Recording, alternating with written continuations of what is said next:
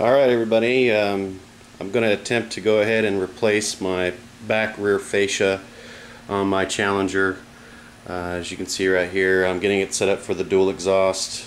This is the rear fascia that I ordered online from a forum member on challengerforums.com, and I got my tips from another online source that I'm going to install as well.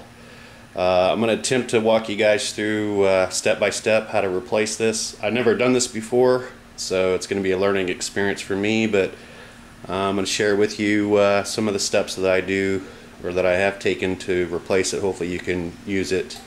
I am following 727 Kids webpage, which I will post a link on so you know kind of the steps that I followed online to try to replace it. The tools I have, as you can see, I have the right pick to get the center mounts out, the fasteners, which are the new ones that I bought right here to replace the ones that I take out. Underneath here, of course, is my socket set. 727 Kids says you need an 8mm, which the socket set has in it, to take out the bolts, and then of course the right pick to remove the fasteners. So I'm going to get started. Hopefully it goes well. Alright, the first step I've done is I've removed these nuts that are in the corners here. There's one here that I've loosened already. I'm just gonna finish loosening it up here, and there's another one over here. I know it's kind of hard to see, but because it's a tight spot in here, but there's another nut here. Let me get from this angle. There's another one, as you can see right there. This one right here, right there. It's actually not even through the hole, so they probably didn't even line it up when they installed it at the factory, because it's not even going through. There's a hole there for it, and it's actually next to it, a little loose actually, as you can kind of see there, hopefully. So I'm going to loosen these nuts as my first step, and then I'll do the fasteners on the edges next. Alright, next is going to be the fasteners. There's one fastener there in the corner actually holding up the heat blanket, or whatever it's called, heat shield. And then there's two that are going to be down on this end. There's one there and one just above it, and it's pretty much the same on the other side, except this one is actually not attached on the other side of the fascia. This is the passenger side that I'm looking at right now. So we've got two fasteners right there and one right there, and pretty much just on the other side is just those two that are on the ends. So I'm going to remove those now. Alright guys, I'm going to try to show you how to remove these fasteners. They are kind of tough to get off, but there's one right there, and there's one actually behind this wheel well that you can't see until I get this bottom one off, but I'm going to try to show you how you remove it. Basically what you do, here I'm going to get my flashlight set up for you guys so you can see. Basically what you do is you take your straight or your 90-degree pick, stick it right in the center, and push in the center as hard as you can, which is somewhat difficult to do with one hand, but just so you guys get the idea, once I get it loose I will come back on and show you how far you need to push it. So I'm going to get both hands on this. Okay, I got the fasteners off and starting to take off the fascia now, and I'm just going to basically push it out while you push in on the body itself, and there's clips that unclip, and I'm going to go all the way around at this point to take it off. Alright, I want to kind of demonstrate, but see, here's the fascia. It's starting to come off. Basically what I'm doing, I'm just kind of pulling out while I push in to undo the clips. If you can kind of see that. There we go. It's kind of hard to do, but I'm trying not to mess up my paint job either here. But I'm going to go all the way down. I've already got that end off, just kind of right here, and I'm going to get both hands on it, and I'll get back with you when I start to put the new one on. Alright, I got the old fascia off. There's the old fascia.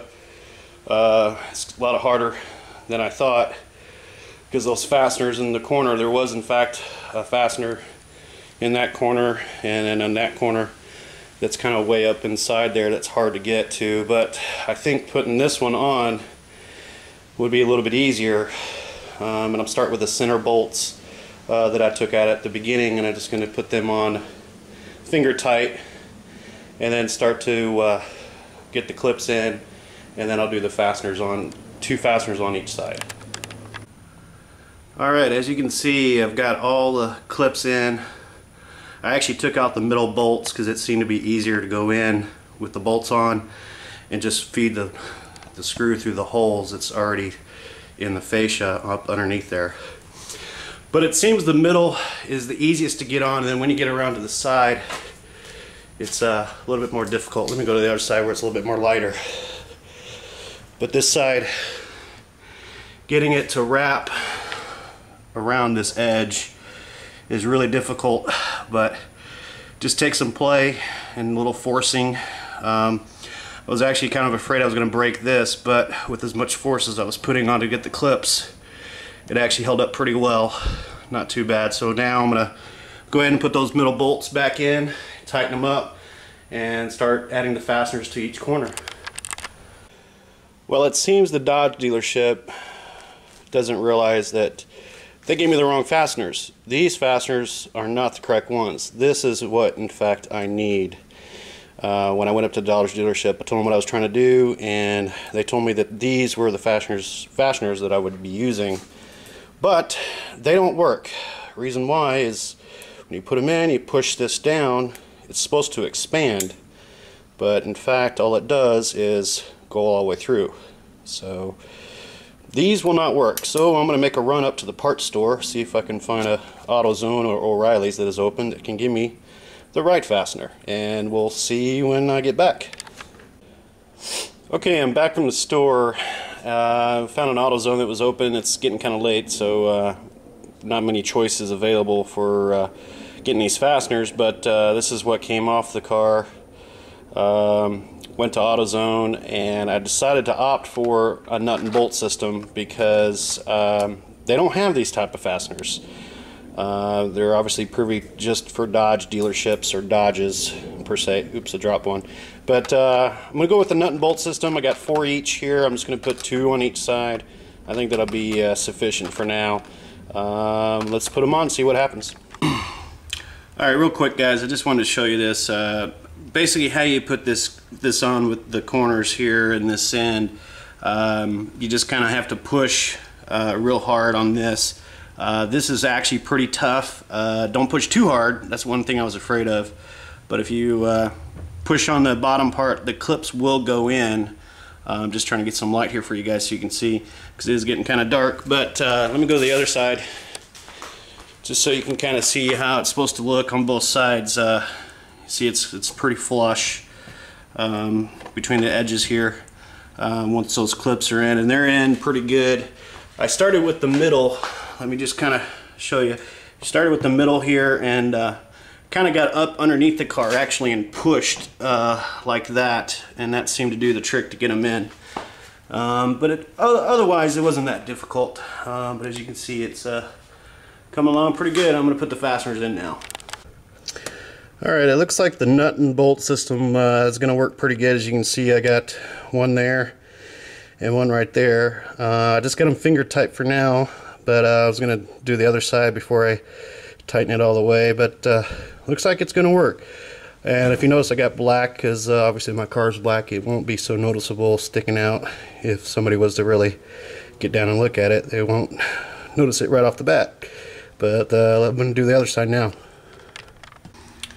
Alright, those are the 2 bolts. There's one right there and one right up in there between the wheel well.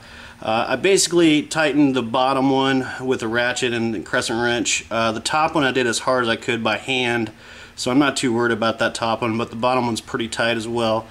Just want to show you guys this finished product. I'm going to swing around here. So the tram comes around, and let me get back over here. Kind of hard to see here, but it's got the cutout right there for the dual exhaust, and back around here, and then again The bolt underneath is tight on the bottom, and then the one in between the wheel well there is just hand tight as hard as I could. I think it's pretty good. Turned out well. Hope this helps you guys.